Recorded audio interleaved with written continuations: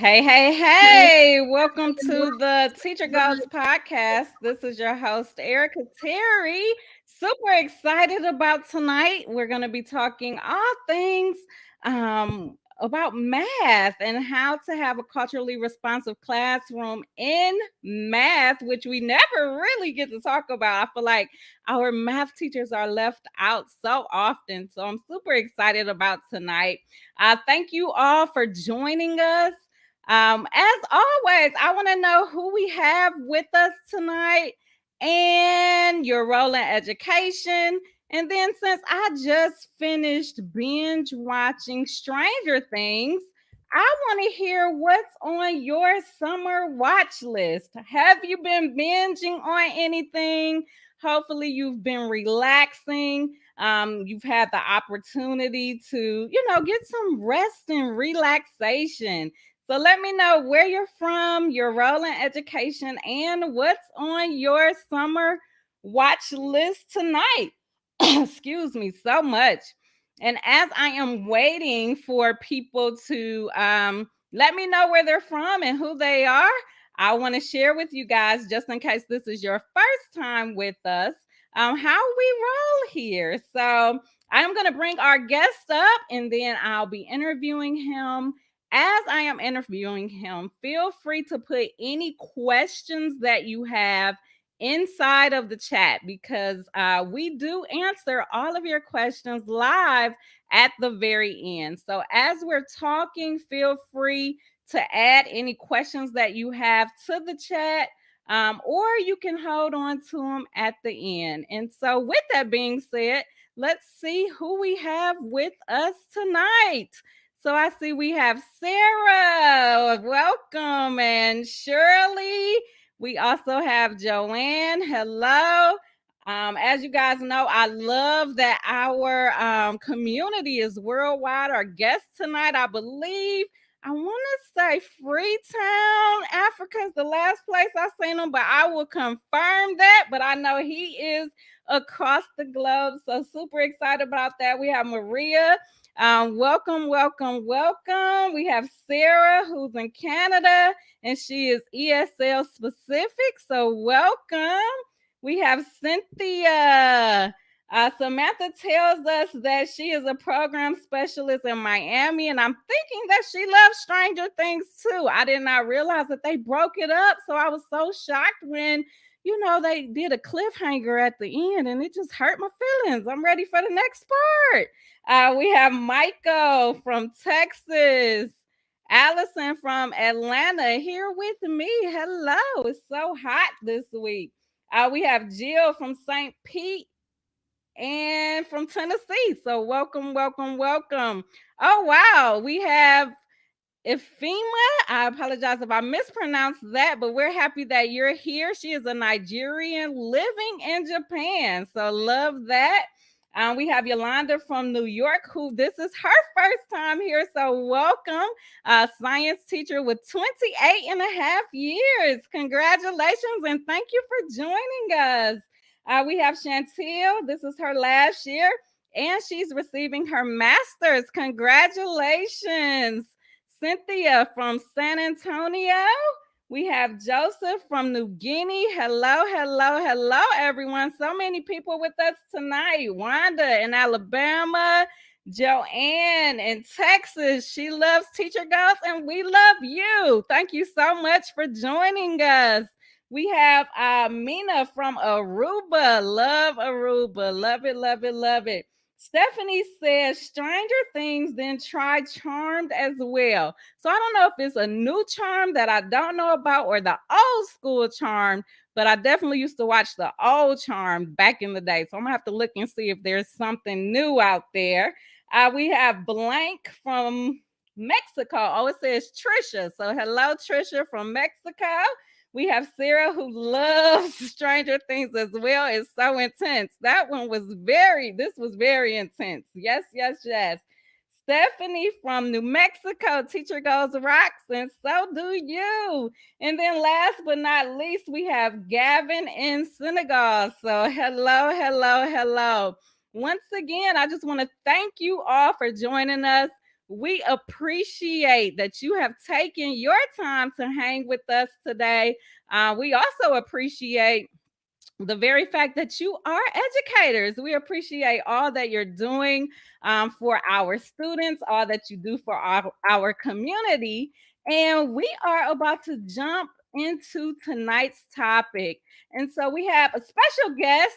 If you are not following him at Kwame at the Identity Shaper or something along those lines, you will find him. But he has a identity talk podcast. He does some live stuff that on his Instagram channel that I absolutely love.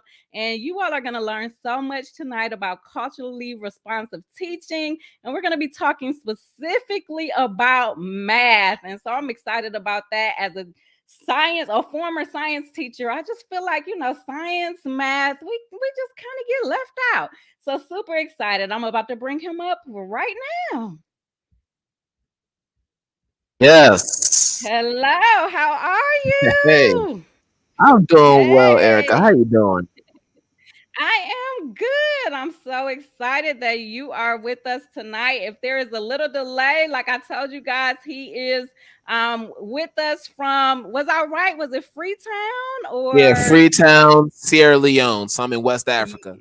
Yes, West Africa. So if there's any delay, I apologize in advance, but we are going to make it do what it do. So welcome to the Teacher Goals podcast. For those that may not have heard of you before tonight, we're going to just jump right in with you kind of telling us your story, telling us about who you are and what you do. All right. Well, hello everybody. Great to be on the Teacher Goals podcast. My name is Kwame Sarfo-Mensah. I am a 15-year veteran educator. Spent most of my years teaching math at the middle school and now the high school level. Over the past couple years, I've transitioned more into educational consulting. So I started my firm, Identity Talk Consulting, where it's all about helping teachers stay true to the teacher and you. That's our motto. And we provide professional development and consulting to K-12 school districts, colleges, universities that have teacher pipeline programs, educational nonprofit organizations that are doing work in the field, and many other entities. As far as what got me to education, it's a long story. So I'll try to give the abridged version because I know there's so much more we want to share. Um, so both my parents grew up and were raised in Ghana, West Africa. They moved to the States in the late 60s, early 70s, right after they graduated from high school. And, all my siblings, myself, we all grew up in the States. So we are first generation immigrants. And we were pretty fortunate to have a pretty stable childhood, having two parents who are college educated. We always knew that education was a priority in the household. We didn't really know anything about alternative routes after high school, as far as like apprenticeships, community colleges, and the other pathways that we know about. We always thought, all right, after we graduate from high school, we're just gonna go to college. That was what was normalized for us. So we Mhm. all went through college. We all got our degrees. I have my youngest sister. She's about to finish her doctorate degree at the University of Chicago. And don't ask me what she's studying because it's a very complicated field. She has it's like a hybrid psychology field, which I cannot even explain. And I'm not going to do it justice. But my brother, on the other hand, he's an aeronautical engineer. He's been working with Pratt and Whitney for almost 2 decades, moving up the ladder. And then myself, I was a math major at Temple University. So if anybody's from Philly, shout out to Temple, go Owls. Did my undergrad and master's there. My undergrad was in mathematics, and my master's degree was in elementary education. So after I finished my undergrad, I did a 2-year tour with Education Works. So for those who aren't familiar, Education Works is an AmeriCorps program that's similar to City Year, but it's specifically focused on school-based programs. So I was pretty much working 40 to 50 hours a week, assisting teachers, doing socialized recess, um, helping to run the after school program right after school. So I did that for 2 years just to get a $5,000 stipend, which allowed me to go back to school to ultimately get my teaching license and master's degree, and start teaching in Philly.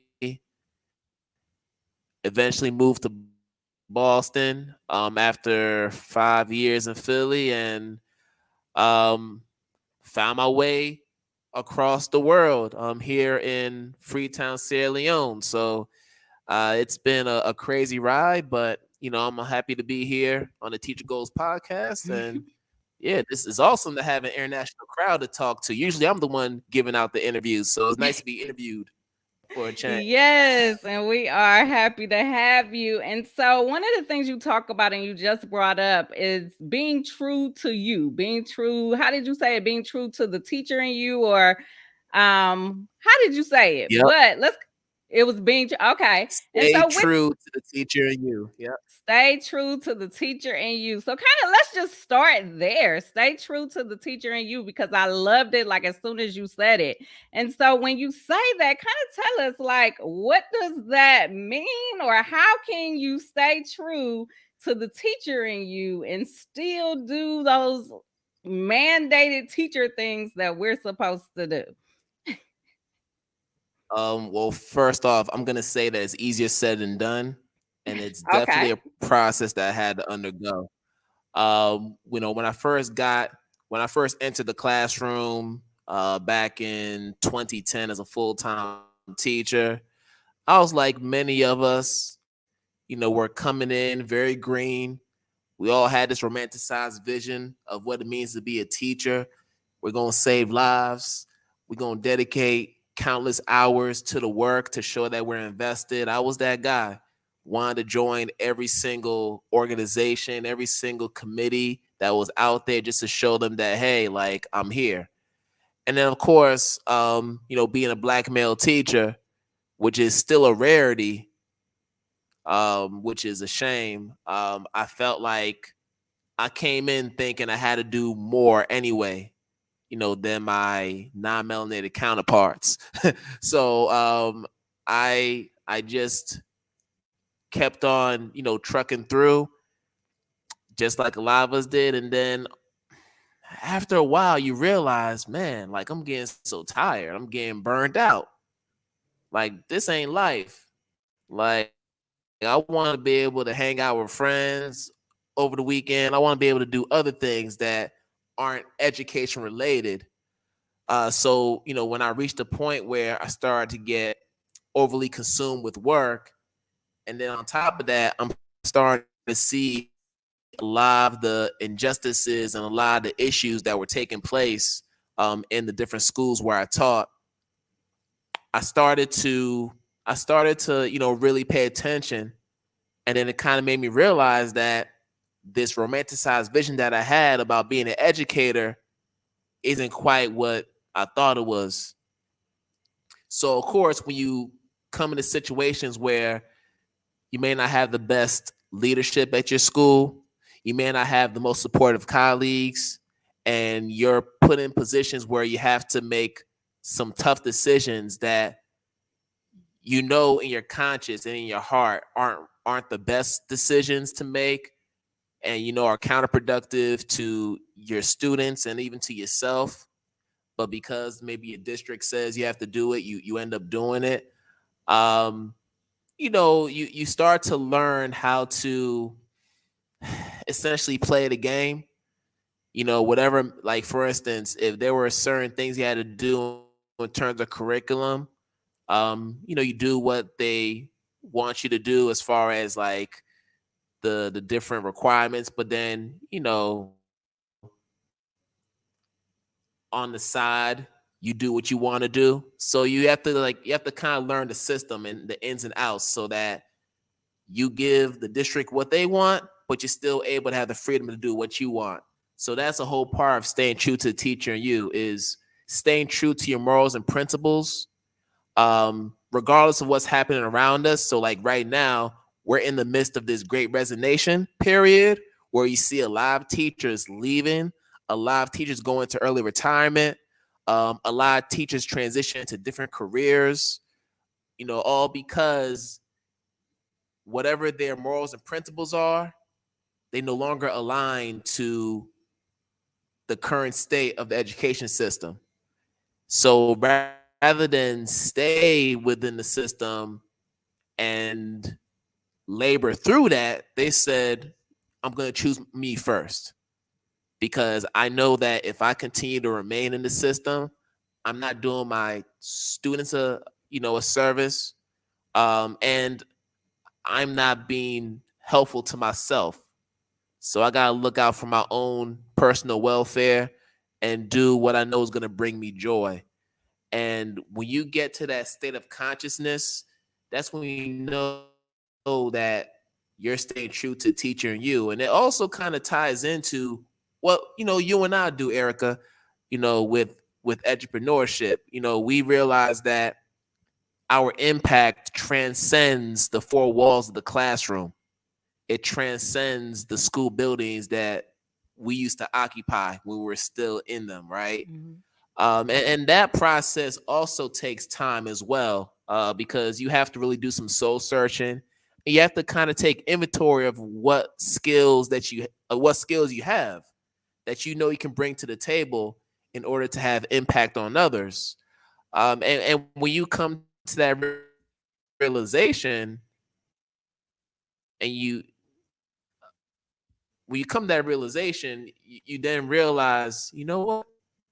I think I'm gonna be all right because I know who I am, I know what I bring to the table, and regardless of whether I am teaching in the classroom, whether I'm teaching virtually, or even if I'm still impacting this education field from a consultancy standpoint, my impact is still going to remain there.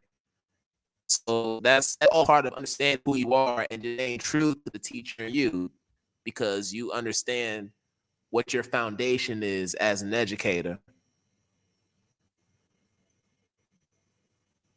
And I love that. I feel like I'm losing some of the feed. All right. I think I might have lost them. I kind of see you. I see I'm you still here. blinking now. Can you hear me? Okay. All right. And so I loved what you said a lot. I loved a lot of what you said. The I can hear you. entrepreneur part of me was like, yes, yes, yes, yes, yes. And I loved that you said doing those things when we talked about how to stay true to the teacher in you. I heard you say doing those things that bring you joy, doing those things that bring you peace, and making an impact. And so that's what I want to focus on for the rest of our interview and really talk about how we can do those things in the classroom. When we talk about like culturally responsive teaching, how do we do this like in math or in any subject for that matter, but do it in a way, teach in a way where we still keep our joy, still keep our peace, and are still able to make that impact?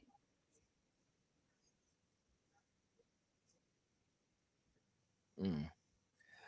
So, I mean, before I answer that question, I think it'll be appropriate to kind of give the quick timeline of how this scholarship has evolved, right? So when Mm-hmm. we talk about, so we're talking about culture responsive teaching, right? But Mm-hmm. before we had culture responsive teaching, we had what we called culturally relevant pedagogy. So for those who are familiar with Dr. Gloria Ladson Billings, who is the OG, she is the godmother when it comes to this work. About 30, a little over 30 years ago, she coined this term culturally relevant teaching when she was observing different classrooms and different teachers, in practice. And when she was going to these different classrooms, she was able to extract specific indicators that would eventually become the characteristics of what it means to be culturally relevant in your pedagogy. So then we go from that to Dr. Geneva Gay, who then coined the term culture responsive teaching. So then we're wondering, what is the difference between culturally relevant pedagogy versus culturally responsive teaching? Well, essentially, they're very much the same in many ways, but when we talk about culturally relevant pedagogy, it's a framework. And at that time, when Dr. Ladson Billings coined the term, the focus was more about using those cultural reference points to push instruction. So that's obviously, you know, your background, language, your identity, race, class, gender, all these different identifiers that we now talk about today when we talk about this idea of, intersectionality, things of that nature, right? So it was all about the acknowledgement of culture. Like, yes, I see you. Yes, you're a Black person, you're an Asian person, you're indigenous. Like, we see you. But then you get to the culture responsive piece. Now it's like, okay, it's not enough for me to put your name in a word problem. That's just an acknowledgement. Now I need to get a sense of what the specific issues are that directly impact not just your life, but the communities in which you serve, right? So when you talk about, for instance, social justice issues, right? That's a common example.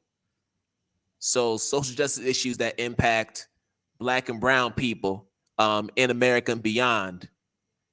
When we're able to incorporate those issues into our instruction, into our lessons, that is a way for us to be culturally responsive. Because now we're responding to culture. Now we're responding to the issues that are relevant, the issues that matter to our students, which then will lead to a heightened sense of engagement in the classroom, right? So we're going from acknowledging that we have a diverse group in our class to now figuring out what are those specific issues that give the students a personal connection, right, to those issues, right? So perfect example, in my math class, I did a whole unit on police brutality and racial profiling. Why did I do that? Number one, I was in Boston at the time. Most of my students were either Black or Latinx. Many of them had stories of being racially profiled, stories of having parents or other family members going through the carceral system, even stories of losing loved ones to police violence. So that particular issue had a personal effect on many of them, which is what gave them motivation to want to learn more about it. So we did a whole math unit on it, and we were able to do it in an interdisciplinary way. So yes, they had to do some research and read about certain laws, such as the Second Amendment, Fourth Amendment, obviously stop and frisk laws. They learned about Jim Crow. They learned about slave codes. They also learned about other amendments within the Bill of Rights in order to get some historical context on the contemporary issues connected to police brutality and racial profiling. And then once they were able to get that background knowledge, they were able to give context to these statistics that they were looking at. They were able to analyze them better and to connect them back to the past, because now they have the background knowledge as a reference point to understand why these numbers were the way they were. So they're looking at bar graphs. They're looking at pie charts. They're looking at percentages, different maps. And this process went over the course of 3 weeks. They're doing this heavy research. So these are seventh and eighth graders, who are doing this work. And what was amazing about it was, even though the cognitive demand of the task may have been pretty high for some of my students, because of the fact that they had a personal connection to the issue, they still sustained a high level of engagement that allowed them to persevere through some of those challenging tasks that they had mathematically. And that's really when you've hit your mark with a particular topic, when you're able to get even the generally least engaged students engaged enough to where they still want to learn more. They still want to keep on figuring out and pushing themselves to the limit. And that was the project that really did it for a lot of the kids, because it meant something to them. And that's all because I took the time to use their culture as a vehicle to drive the instruction. That example, it just, really warmed my heart. Like, just to even see and have those conversations. And I was thinking high school the whole time. So you really just blew my mind when you said middle school. And it's just amazing. So taking it from, like, what I heard you say is that it's really moving from acknowledging different cultures by, including names and, things of that nature in a math problem, to actually embedding and incorporating what's happening in the world, what's happening in their community, bringing in those issues that matter and impact them. And so with that, that's a big shift that you have to make. And anytime you're shifting, there are challenges that come along with that. And so when we think about this work and really shifting from, point A to what you explained and shared, being able to incorporate these issues into your teaching, what is a challenge that teachers commonly face when they're trying to implement these practices? And then what can they do to overcome it? Oh, this is an excellent question. I think first and foremost, so you kind of mentioned this in the beginning, math is that content area that's on an island of its own, right? It's not like literacy, it's not like history, it's not like science. I feel like with science, with history, with art, with other content areas, you're able to integrate those things into literacy. Like they're very much interdisciplinary. Math is special in the sense that you got to work 5 to 10 times harder to really get that merging accomplished, right? So I think that's the one thing, because math is so much about like the numbers, it's so much about algorithms and formulas, that we don't think of it as something that can be interdisciplinary.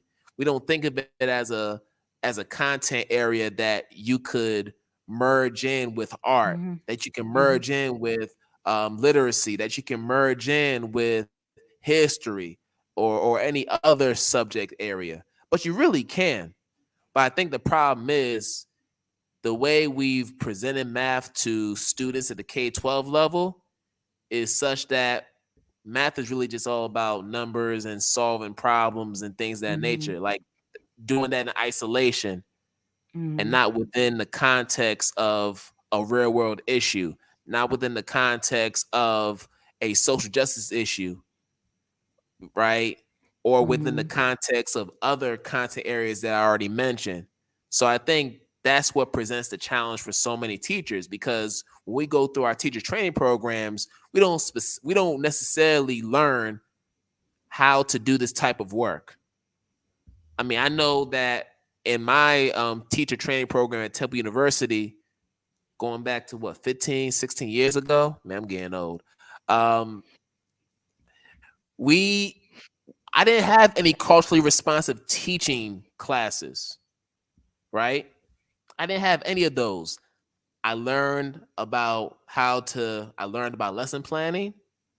I learned about classroom management. I learned about educational psychology and theories, right? So to this day, and this is probably the case for all of us who are watching today. When we had to go through our training, I am 100% certain that we had to learn about Jean Piaget. We had to learn about Lev Vygotsky. Everybody knows about that zone of proximal development, right? We had to learn about Edward Skinner, the behaviorist theory, and many other theorists within the field. Now, what do those three have in common? They all European. You know, they're white folks.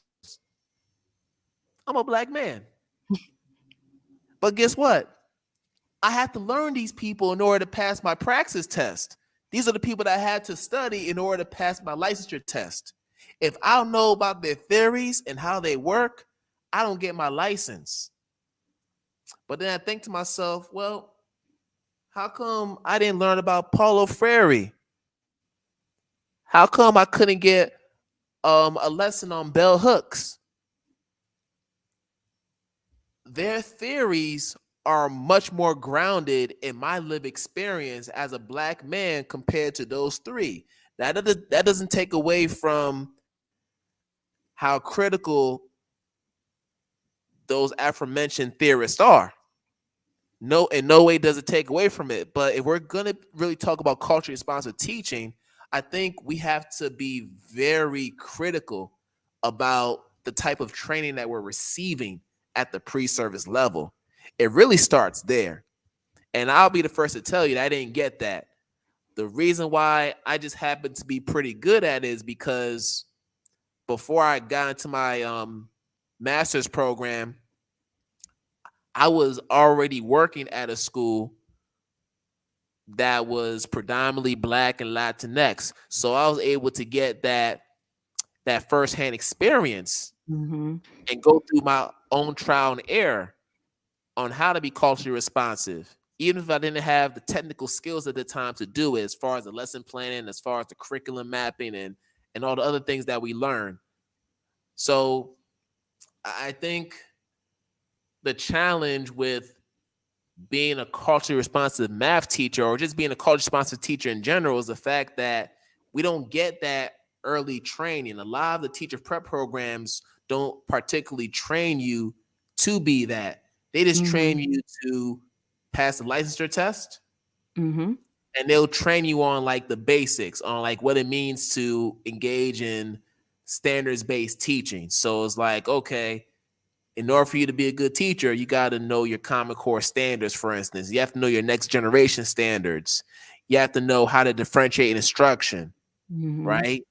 You have to know how to scaffold your lessons and your tasks so that you can provide access points for all learners who have different needs. These are things that we all have to learn.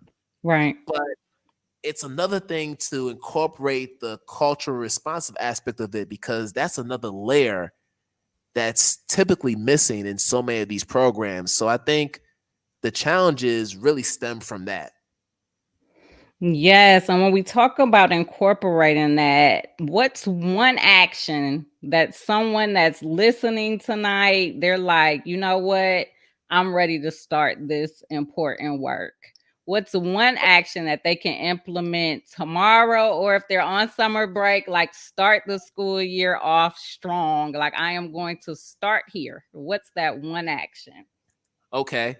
And does it have to be within the context of math or just in general? Just in general, for In anyone general? listening. All right, I got something. And this is an easy one. We're in the age of social media.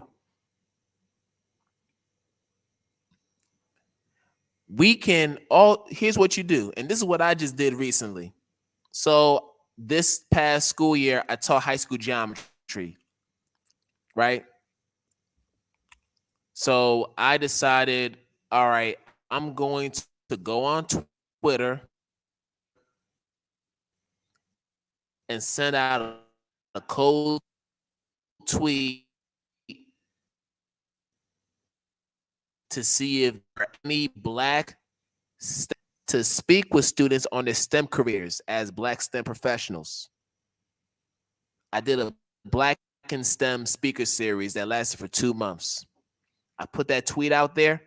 I had over 130 retweets, and I had a long list of names that I could just draw from. And if I had a whole school year, I probably could have done a whole series that for that whole school year. That's how many names I had. And it was all because I just put out that tweet. So one thing that I would say is, in order for students who to kind of see how those different content areas look like in terms of careers and how they can be used as a way to impact their communities and beyond, reach out to folks who are already doing the work. So math is one of those subjects where people are like, how are we going to use it in real life? Through that Black in STEM speaker series, I was able to bring on a data scientist who works at Netflix, who's a friend of mine. I was able to bring on a an applied mathematician who also runs a boutique where she does fashion. Like, I was able to bring these different people who are mathematicians, and they're not just teachers, but they also work in academia. They also run their own businesses. They have these interests that are even non-math related. And students were able to see that, oh, you know what? There's more to math than what we've been taught. Like, there's a whole nother world out there. So just through that series, I was able to shift the paradigm of a lot of the students, and they were able to see that, you know what? I don't necessarily have to be a math genius to still love math. I'm not going to be cracking theorems my whole life, and I don't have to wear geeky glasses and wear suspenders and have my pants pulled up in order to be a mathematician. I can still have some swag and still have that love for math. You know, so I think having students see those counter narratives, right? Like, if you have a class filled with Latinx or even like indigenous students, you're going to find professionals who share the same cultural identity as them, right? Because you know that's a rarity for them to see that in real life. So that's one thing. Another thing too is, if you're not someone that's really on the internet like that, you could look within your own community to see if there are certain people who would just come to speak with your class. There are so many people in the community who would love to just take some time out to speak with kids about what they do, right? So just kind of taking advantage of those human resources within your own community is one. Obviously, books. I know there's been a lot of conversation about books being banned and all that, which is ridiculous. But guess what? Books provide a lot of these students with windows and mirrors so they can see reflections of themselves. And there's a lot of books out there that you can access from libraries nearby, or hopefully a school library if you have those books there, right? Where you could get a book, and that could serve as a supplement to a math lesson. It could serve as a supplement to any lesson you're doing, right? Because once again, literacy is interdisciplinary. You can incorporate literacy anywhere. So books is a powerful thing. But those are just two things that you could easily incorporate into your classroom: books, but also getting some local or virtual guest speakers to speak with your class. Great suggestions, and people I can see in the comments are loving it and are ready to try it. So this has been so inspiring tonight. So many people have talked about some action steps and identify what they're going to do. So we're definitely will bring that up. But before we do, if people want to learn more about you, tell us, where can they find you? So the best way you can find me is on my website, and that's www.identitytalk4educators.com. That's where you'll find information about my services. You'll find the podcast on there. All my social media activity is pretty much in that hub of the website. As far as my social media home, it's definitely Instagram. So my handle is at Kwam, KWAM underscore the underscore identity underscore shaper. Yes, it's very long, but if you just type those first few letters, you'll see me. You'll see me on there. And hopefully, you all follow me, and we'll continue to be connected. But that's where you can find me. Well, thank you so much for this inspiring talk with these great examples that we can apply in math as well as other subjects as well. We appreciate you being with us. Thank you so much. Man, thank you, Erica. It's always good to catch up with you.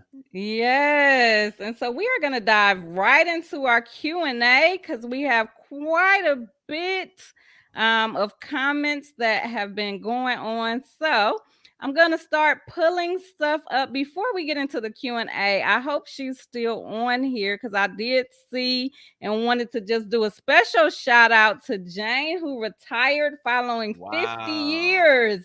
And so I definitely wanted, when I saw that, I just was like, oh, I have to make sure we acknowledge her. So Yes, congratulations on your retirement, and thank that's a you for blessing. 50 years in education. That is just completely amazing. And Blessing. so, yes, I was like, wow. And so that was great. All right. So I'm going to start getting into some of the comments.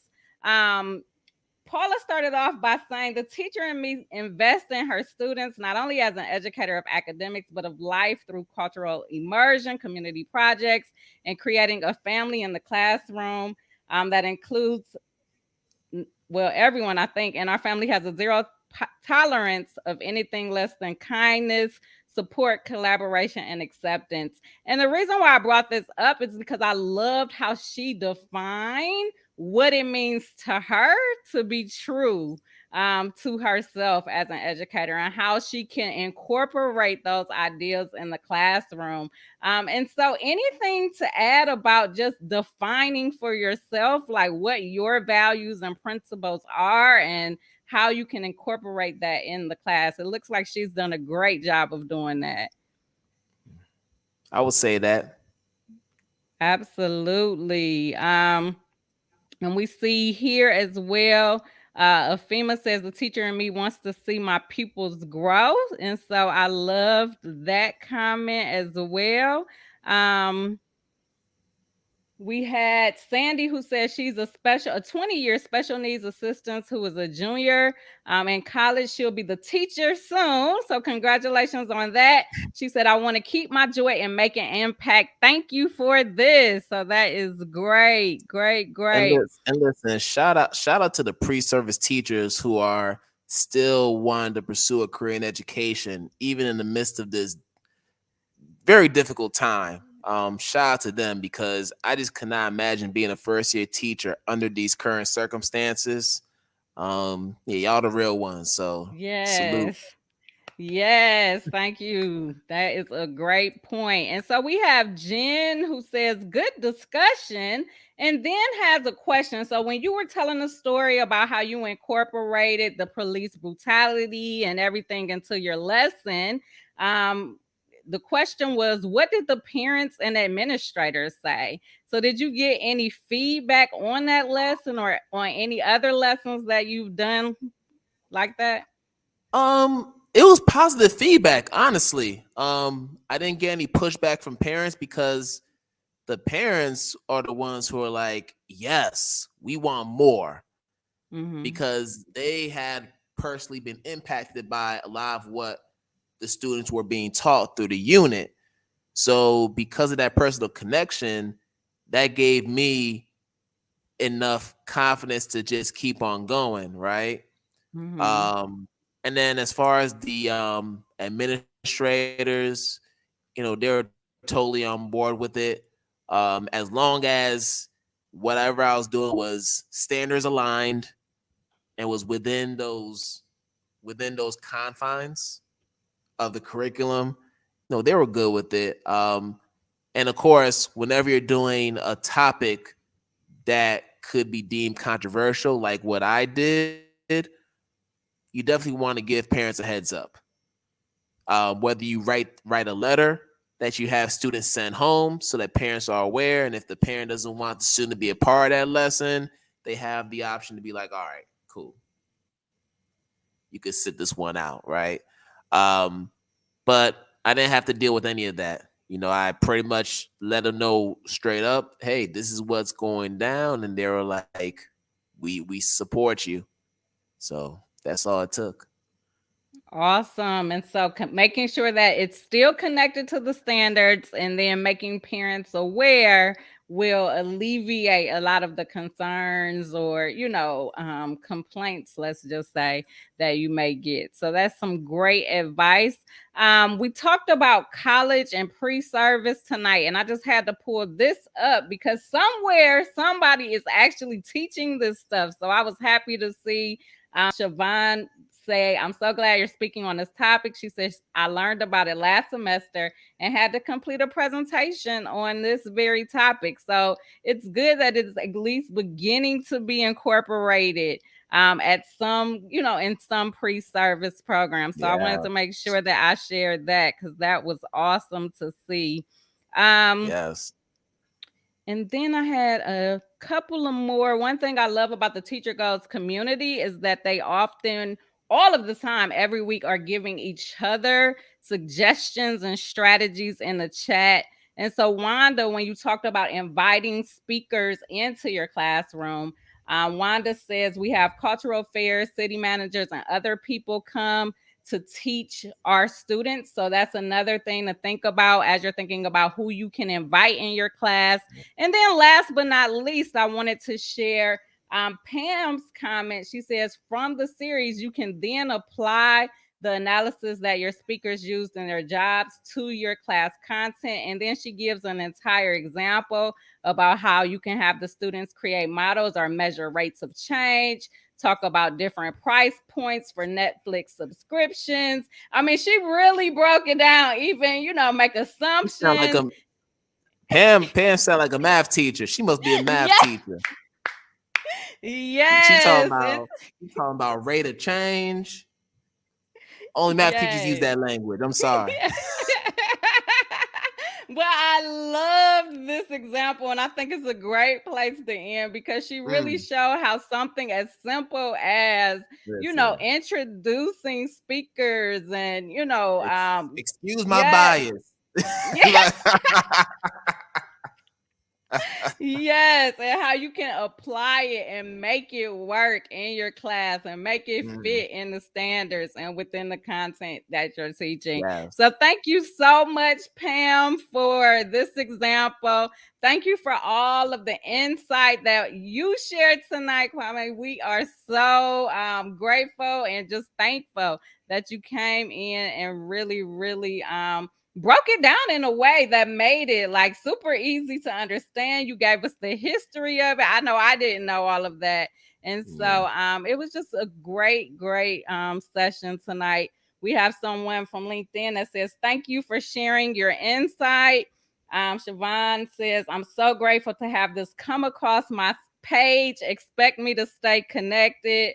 Wanda says, I really enjoyed this discussion. And then last but not least, Tony said, great discussion. Thank you. So thank you. As you see, you made such a great, huge impact tonight. And just thank you for joining us. We appreciate it.